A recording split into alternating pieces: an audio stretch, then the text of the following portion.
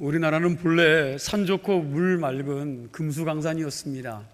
그러나 요즘은 삼천리 강토가 온통 병들어 있습니다. 농약과 화학 비료를 너무 많이 써서 농과 밭이 극심한 산성화 토질로 바뀌었다고 합니다. 땅이 보통 수소이온 농도가 6.0에서 6.5 정도가 가장 적절한 농도인데, 우리나라는 2019년 기준 전국 산림 토양의 평균 4.3으로 강한 상승을 보이고 있다고 합니다.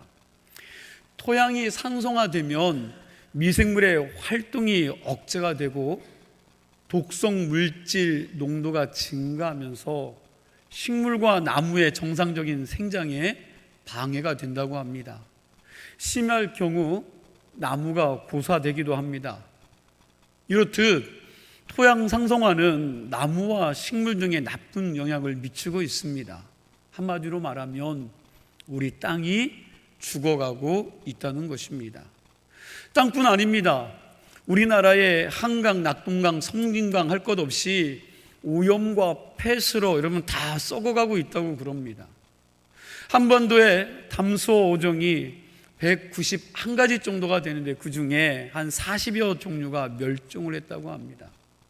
바다에서도 고기를 잡기도 힘들고, 그리고 고기를 잡기는 잡았는데 먹을 수 없기에 이 생계를 뒤로하고 철수하는 어부들이 많아졌다고 이야기를 합니다. 이렇게 이 땅이 죽어가고 강도 죽어가고 바다도 산도 다 죽어가고 있습니다. 우리 한국을 대표하는 여러분 나무 중에 소나무가 있죠. 이 소나무가 환경오염과 개발 등으로 점점 그 숫자가 줄어들고 있다고 합니다. 소나무뿐만 아니라 여러 종류의 나무들이 환경오염으로 점점 사라져 간다고 합니다.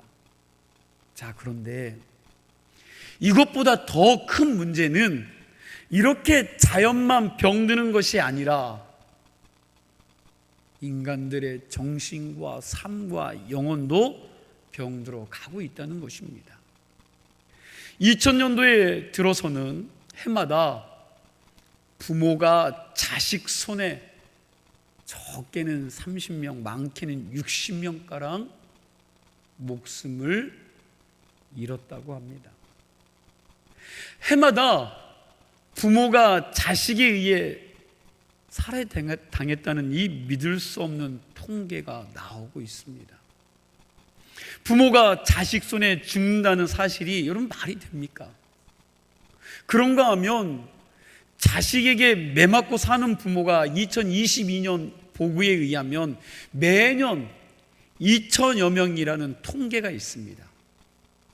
자식 버리는 부모나 부모 버리는 자식들이 또 그렇게 많다고 합니다.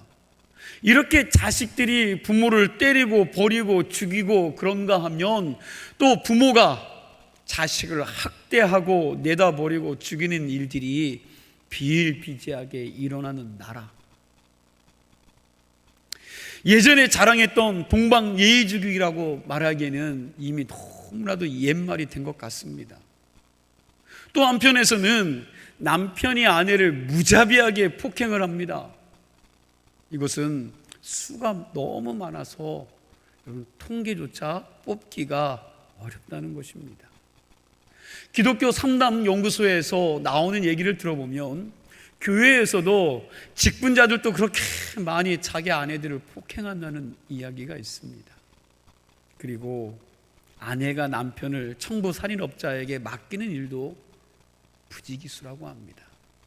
돈만 된다면 천륜도 갈라놓고 일륜도 저버리는 세상. 아버지는 아들의 손가락을 잘라서 보험금을 타먹으려고 하고, 회사 돈, 나라 돈은 꽁돈이라고 생각하는 직장인들과 국가 공무원들, 아무 꺼리낌 없이 뇌물을 주고받는 정치인들, 한국이 세계 6위의 성매매 시장이라는 부끄러운 보도들도 있습니다. 한 통계에 의하면 매춘에 관련된 업종 중 여러분 거기에 종사하는 여성이 우리나라에서 적어도 100만 명 이상이라고 합니다. 여러분, 그 소에는 당연히 누가요? 남성들일 테고요. 한국 남성 50% 이상이 성매매 경험이 있다라고 하니 여러분, 다른 사람 이야기가 아닙니다. 뿐만 아니라 요즘에 유행하는 컴퓨터 채팅으로 주부 매춘이 늘어가고 있고요, 대학생 원조 교제가 늘어가고 있고, 남자 매춘부 등등 이런 것까지 다 섞어 놓으면 소돔과 고모라 성이 따로 없다는 생각이 듭니다. 이 땅에 부패한 양심, 타락한 윤리, 부정부패는 파고 파도 끝이 없습니다. 모든 부분들이 너무 많이 여러분 골수 깊이 병들어 있다라는 거죠. 정치, 경제, 교육, 심지어 여러분 법의 정의를 수호하는 검사들까지도 기업 브로커들과 깊이 연루되어 있습니다. 이 나라 땅도 바다도 강도 산도 민족의 정기도 인간의 마음도 그리고 윤리도 도덕도 온통 다 썩어 들어가고 있습니다. 정말 이 나라가 심각한 중병에 걸려 있습니다. 여러분, 이러고도 우리가 하나님 앞에 복을 받을 것이라고 생각할 수 있겠습니까? 한때 뭉치면 살고 흩어지면 죽는다는 슬로건이 걸릴 때도 있었습니다. 그러나 우리는 그런 표를 걸어놓고도 뭉치기는커녕 늘 뭐예요? 서로 싸우고 다투고 죽이다가 흩어졌습니다. 잘 살아보세요를 외치며 새마을 운동을 하던 때도 있었습니다. 지붕 몇 채 고치고 담장 몇 번 고치고 그리고 길을 잘 닦아 놓았습니다. 그리고 난 다음에요, 새마을 운동이 잘 살기 운동과 더불어 인간 개조, 사회 개조를 위한 개종, 이 개혁 운동으로 이어졌다는 평가들이 많이 나오고 있는데, 여러분, 그래서 우리 인간이 달라졌습니까? 이 사회가 달라졌습니까? 또 한때는 정의 사회의 구현을 외치면서 새 마음 운동을 했는데, 이 새 마음은 고사하고 아주 컴컴한 마음만 여전히 남아 있습니다. 또한 개혁과 역사 바로 세우기를 여러분 외쳤던 적도 있었는데, 지금 생각해 보면 역사를 거꾸로 산 것 같은 느낌이 듭니다. 뭐 좋은 말들은 이미 여러분 100년도 안 된 이 짧은 역사 속에서 다 써먹어서 이제는 더 이상 좋은 말을 끄집어낼 것도 없습니다. 그럼에도 불구하고 이 땅에서 부정부패는 여전히 일어나고 육체적, 정신적 타락은 더해가고 있다는 사실입니다. 이렇게 깊이 병든 나라, 이 땅을 어떻게 하면 좋겠습니까? 여러분, 어떻게 해야 합니까? 한번 좀 깊이 묵상해 보시기 바랍니다. 저는 그 해답이 오늘 본문 14절에 있다고 믿는 사람입니다. 우리 14절 말씀을 함께 읽도록 하겠습니다. 14절입니다. 내 이름으로 일컫는 내 백성이 그들의 악한 길에서 떠나 스스로 낮추고 기도하여 내 얼굴을 찾으면 내가 하늘에서 듣고 그들의 죄를 사하고 그들의 땅을 고칠지라. 아멘. 여기에 키가 있습니다. 내 이름으로 일컫는 내 백성이 그들의 악한 길에서 떠나 스스로 낮추고 기도하여 내 얼굴을 찾으면 내가 하늘에서 듣고 그들의 죄를 사하고 그들의 땅을 고칠지라. 누가 이 땅을 고친다고 합니까? 그렇죠, 내가, 즉 하나님이 고쳐주신다고 말씀하고 있습니다. 하나님께서 고치시면 고치는 거지요.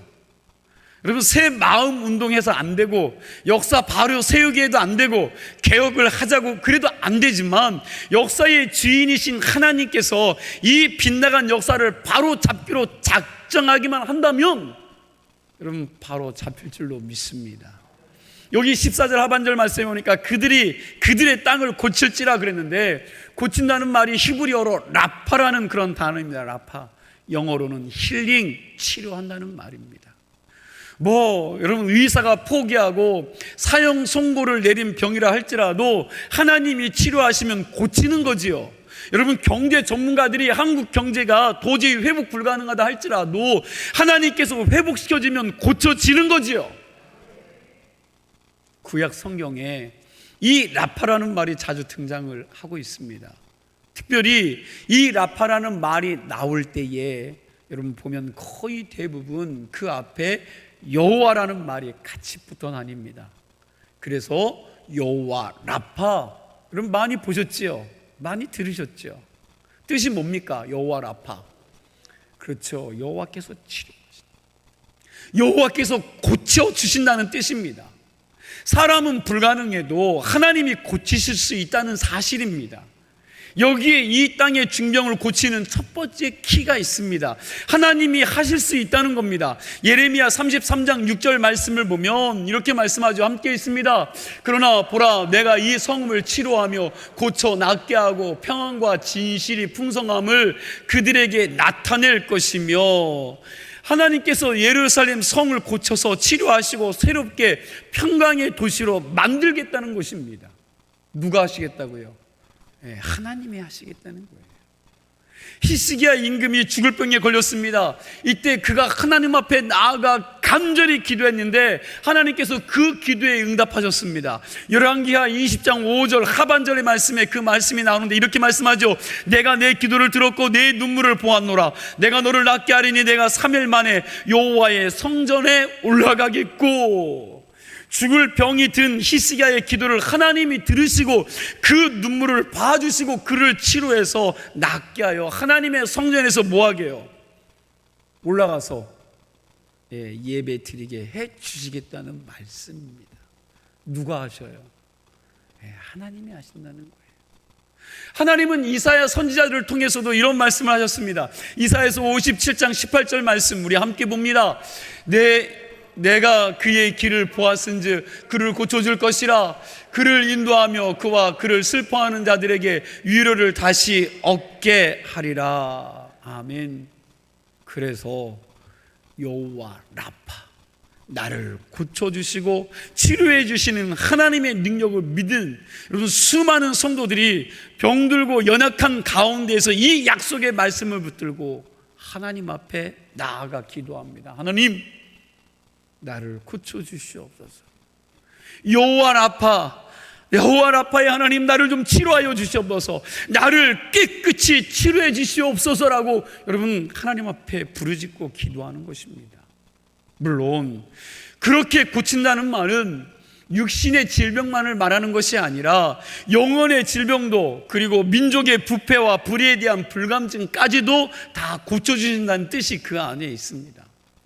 시편 41편 4절 말씀에 보도 이렇게 말씀하죠. 함께 있습니다.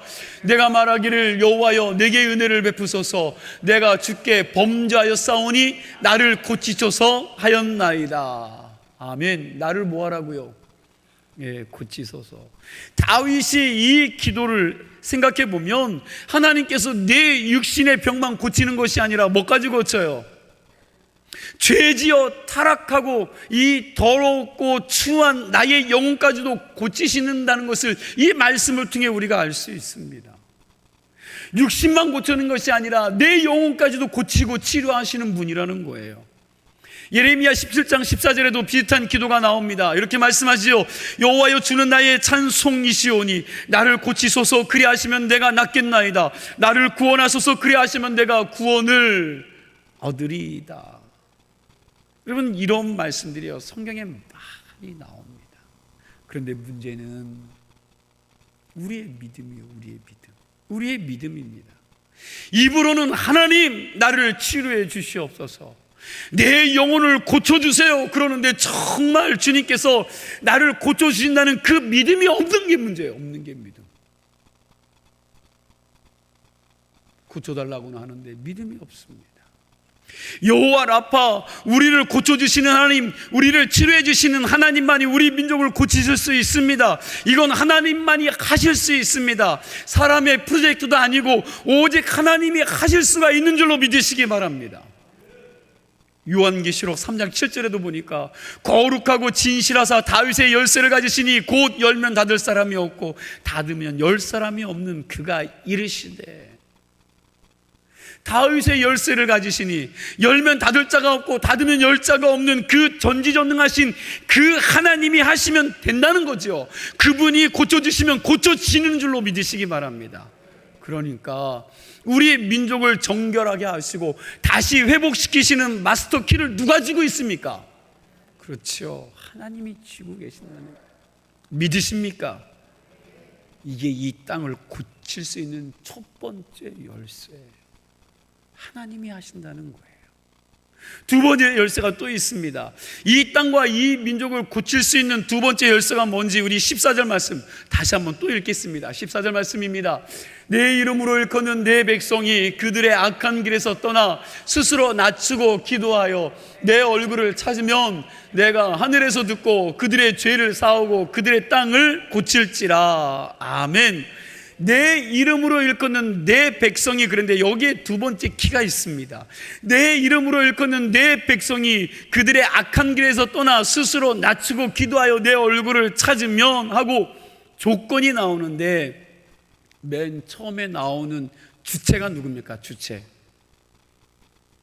내 백성입니다. 내 백성. 무슨 얘기냐면 하나님께서 이스라엘을 고치시는 조건으로 이스라엘의 타락한 정치인들이 회개해야 한다. 사기치고 도둑질하던 자들이 도둑질하지 말아야 된다. 정의로운 사회를 만들어야 한다. 그렇게 말씀하지 않았다는 거예요. 그렇게 말씀하지 않았다는 겁니다. 하나님이 그 땅을 고치는 조건이 그럼 뭡니까? 그 땅을 고치는 조건을 여러분 뭘로 걸었느냐? 내 이름으로 일컫는 내 백성이 회개하고 돌아오면 내가 고쳐주겠다는 겁니다. 그러니까 민족 회복의 키를 누가 주고 있느냐? 누가 주고 있습니까? 우리 예수 믿는 사람들이 지고 있다는 거예요.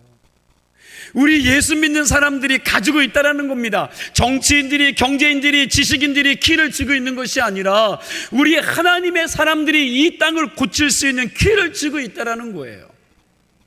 여러분, 소돔과 고모라가 마지막에 최종적으로 심판을 받았습니까? 안 받았습니까? 모르시겠습니까?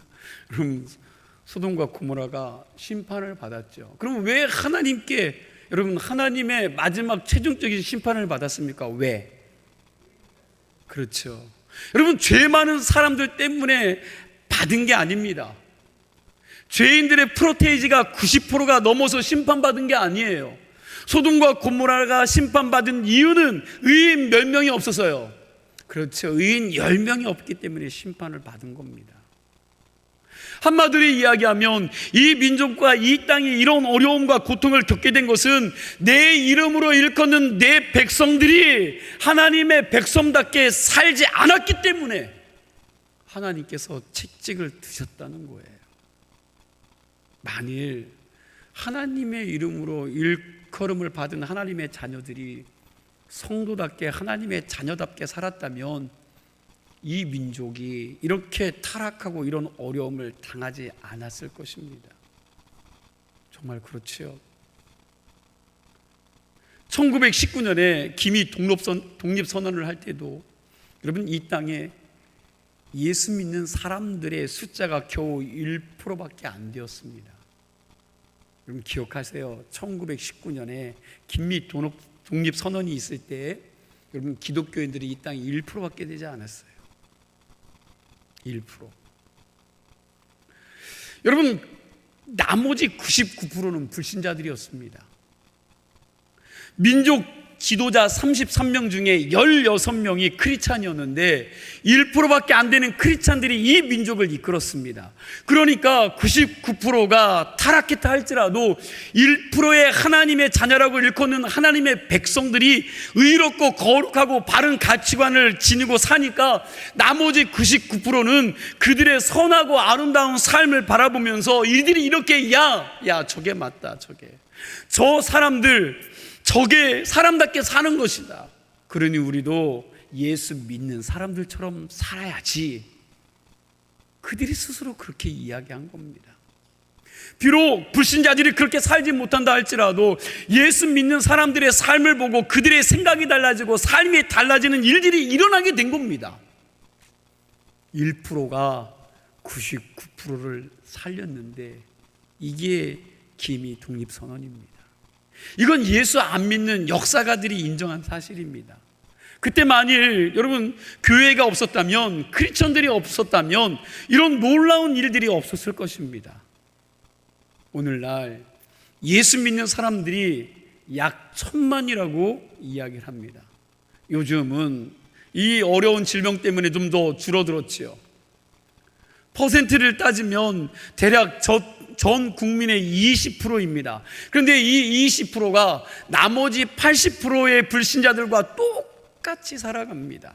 너나 나나 똑같습니다. 하나님 믿는 너나 믿지 않는 나나 여러분 똑같은데 뭘 담느냐는 거지요. 교회에 나올 필요 없다는 겁니다. 예수 너나 잘 믿으라는 거예요. 예수 믿는 너나 잘하라는 겁니다. 그래서 오늘 본문은 내 이름으로 일컫는 내 백성이 그 악한 길에서 떠나 스스로 낮추고 기도하여 내 얼굴을 찾으면 이 땅을 고쳐 주시겠다고 그러십니다. 그러니까 하나님이 속상해 하시는 것은 예수 안 믿는 사람들의 도덕적이고 윤리적인 타락이 아닙니다.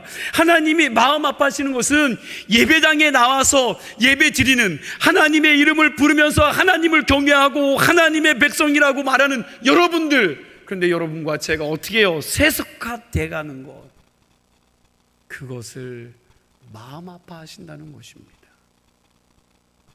톨스토이가 사람들은 세상을 변화시키기는 원해도 자기 자신을 바꾸려고는 하지 않는다 그랬는데, 바로 여기에 우리의 문제가 있습니다. 나라가 이렇게 된 것은 정치인들의 정치가 잘못되어서 이렇게 되었다. 우리 경제가 이렇게 어려운 것은 경제인들이 세계 동향을 잘 몰라서 이런 어려움이 우리에게 임했다. 우리 교회가 부흥 안 되는 것은 내 옆에 있는 저 사람 때문이다. 내가 이렇게 된 것은 누구누구 때문이다 하면서 서로가 뭐예요? 탓하다가 결국 이렇게 된 거 아닙니까? 다 다른 사람 탓하고 그 사람 때문에 이렇게 되었다고 하면서 정작 자기 자신의 삶을 고치지 않습니다. 누가 비난할 필요 없습니다. 여러분, 우리 집이 이렇게 된 것은 저 고집센 남편 때문입니다. 아내 때문입니다 하면서 아내 탓하고 남편 탓하면서 남편을, 아내를 내가 원하는 대로 뜯어 고치려고 하는데, 여러분 그러지 마세요. 사실 나도 내 마음대로 날 컨트롤 못하는데 여러분 누구를 좀 조종하려고 합니까? 안 되지요. 자식도 내 마음대로 안 됩니다. 근본적인 것은 누가 달라져야 돼요? 네, 내가. 좀 오른손 좀 들어보세요. 가슴을 치며 내가 변해야 된다. 내가 달라져야 된다. 여러분, 내가 달라지지 않는 한 아무것도 안 됩니다. 이 민족이 달라질 수 있는 두 번째 키는 누구에게 있다고요? 네, 나에게 있습니다. 내가 달라져야 합니다. 예수 믿는 우리가 먼저 달라져야 됩니다. 이 민족이 고쳐지고 치료받을 수 있는 비결은 하나님의 백성이라고 일컬음받은 여러분 하나님의 백성에게, 나에게 달려있는 줄로 믿으시기 바랍니다. 목사가 바뀌어야 합니다. 목사가 악한 길에서 떠나야 됩니다. 여러분, 장로들이 바로 서야 됩니다. 장로들이 기도하며 하나님의 긍휼을 구해야 합니다. 권사와 집사와 성도들이 바로 서야 합니다. 우리 크리스찬들이 악한 길에서 떠나 하나님의 긍휼을 구할 때 하나님께서 이 민족을 고쳐주실 줄로 믿습니다. 여러분, 바른 길, 하나님이 기뻐하시는 길로 돌아서기를 간절히 축원합니다. 이제 세 번째로 이 땅에 고침받을 수 있는 가장 중요한 키를 살펴보겠습니다.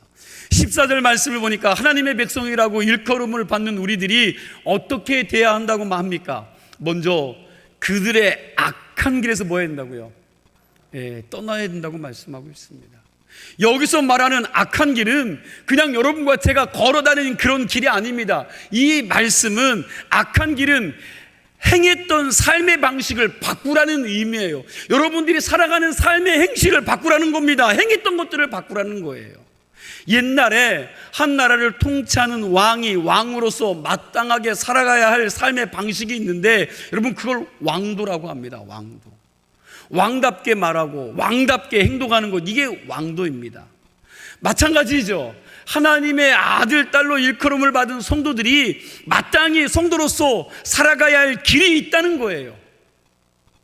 성도의 길은 세상 사람들과 길이 달라야 합니다. 거룩하고 경건하게 걸어야 합니다.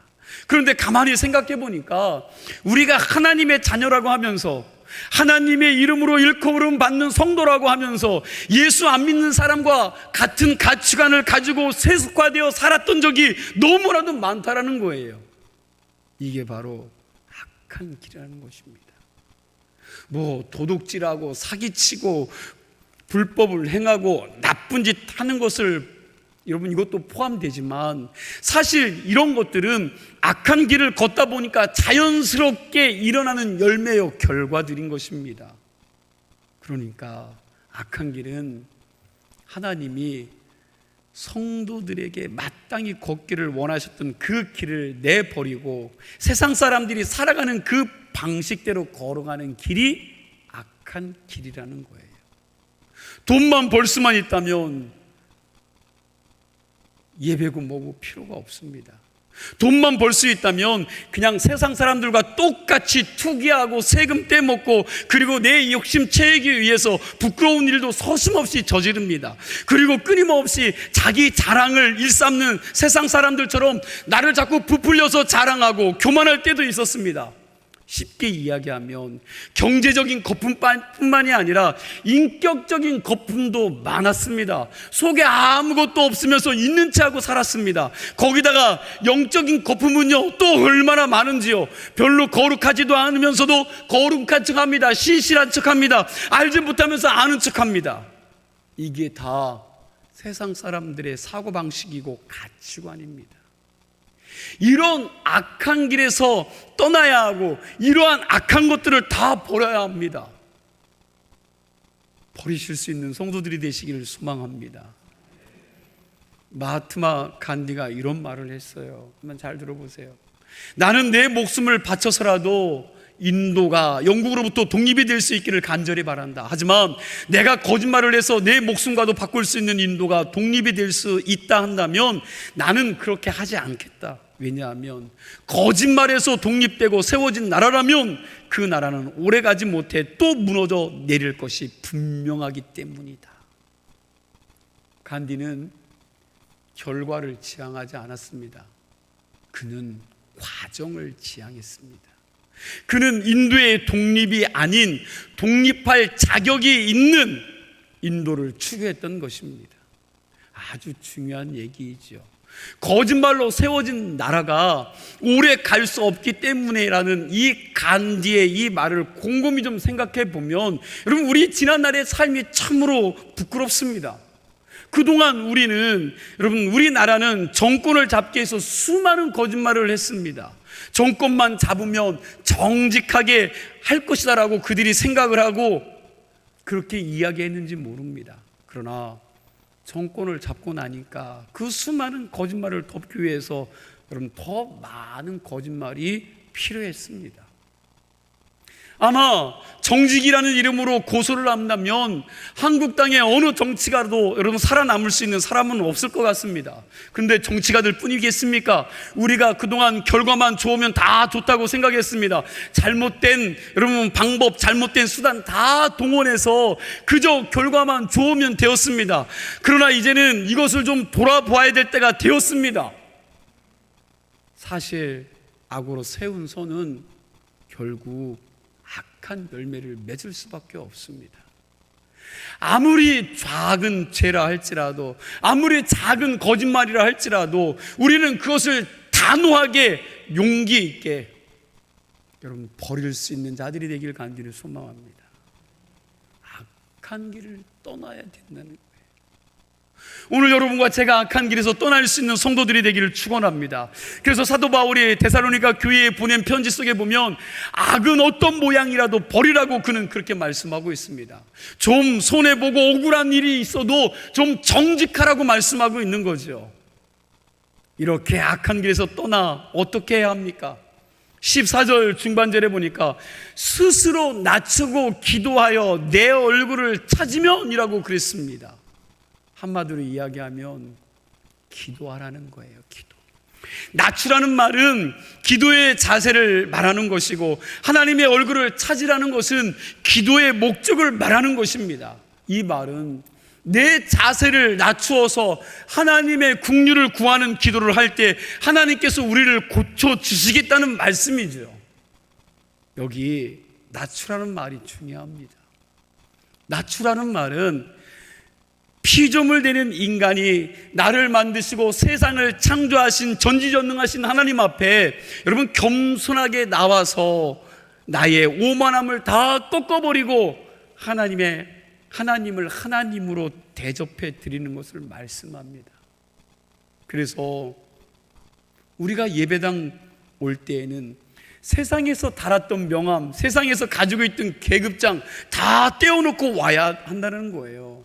내가 뭐 사장이다, 박사다, 의사다, 여러분 무슨 과장이다, 부장이다, 다 이거 의미가 없습니다. 왜요? 우리는 다 십자가 앞에서 죽어 마땅한 죄인인데 하나님의 은혜로 용서함 받아 하나님의 자녀가 된 자들이기 때문에 그렇습니다. 이것 때문이라도 우리가 여러분 겸손하고 스스로 낮추어야 된다는 사실입니다. 애굽 왕 바로는 하나님 앞에 스스로 낮추지 못해서 여러분 하나님께 책망을 받습니다. 출애굽기 10장 3절 중반절에 보니까 내가 어느 때까지 내 앞에 겸비하지 아니하겠느냐, 다른 말로 하면 어느 때까지 내 앞에 무릎 꿇지 않겠느냐, 이 말씀을 하신 후에 하나님께서 온 애굽을 어떻게 해요? 쑥대밭이 될 때까지 재앙을 내리십니다. 언제까지요? 바로가 무릎을 꿇을 때까지입니다. 반면에 성경 다른 곳들을 보니까 요시야 임금이나 므낫세 임금이나 형편없이 살았음에도 불구하고 스스로 자신을 낮추고 하나님 앞에 하나님의 긍휼을 구했을 때에 하나님께서 이들에게 응답하시고 새롭게 세워주셨음을 말씀을 통해 우리가 깨닫습니다. 역대기 33장, 여러분 역대하 33장 11절 이하의 말씀을 보면 므낫세라는 왕이 나오는데 이 사람이 52년이나 여러분 나라를 통치했습니다. 그런데 그의 인생 거의 90%를, 이 90% 세월을 우상 숭배에서 하나님의 마음을 아프게 했던 사람입니다. 결국 그래서 하나님이 참다 못해서 아수르 제국의 군대를 동원해서 그를 잡아다가 이방 땅 철창에 집어넣습니다. 이렇게 한평생 거의 우상 숭배하며 하나님의 마음을 거슬렸던 이 사람이 외국 감옥에 갇히게 되자 그가 어떻게 하냐면 그냥 거기서 하나님 앞에 간절히 회개하고 땅바닥에 엎드립니다. 하나님, 나를 좀 용서해 주세요. 내가 잘못했습니다. 하나님, 나를 좀 불쌍히 여겨주세요. 그가 간절한 마음으로 하나님께 그렇게 기도를 드렸더니 그 하나님이 어떻게 해요? 아우, 제 마음은 좀 안 구해줬으면 좋겠는데. 왜요? 여러분 그 세월 90%를 우상숭배하고 하나님 말 안 듣고 지멋대로 살았거든요. 그러니까 좀 그냥 쳐서 그냥 없애버려야 되는데 하나님은 그렇게 하지 않았어요. 그의 그 기도를 들으시고 응답하셨다라는 겁니다. 그리고 그를 살려주셨습니다. 우리 또한 하나님 앞에 스스로 낮춰 하나님, 나를 불쌍히 여겨주시고 새롭게 해주시옵소서 하고 기도했을 때 하나님은 우리의 기도를 들으시고 우리를 고쳐주시고 치료해 주시고 새롭게 해주실 줄로 믿습니다.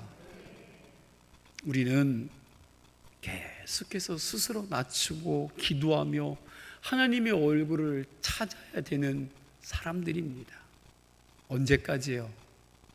하나님께서 우리의 기도를 들으시고 우리의 죄를 사하고 우리 땅을 고쳐주실 때까지 쉬지 말고 기도할 줄 아는 믿음의 성도들이 되시기 바랍니다. 하나님께서 이 땅과 이 나라와 교회를 위하여 일어나 일하실 수 있도록 저와 여러분이 먼저 하나님의 자녀답게 살기로 결단하고 악한 길에서 떠나 하나님의 자녀답게 살기로 작정하시는 오늘 여러분과 제가 되기를 간절히 축원합니다. 기도하시겠습니다.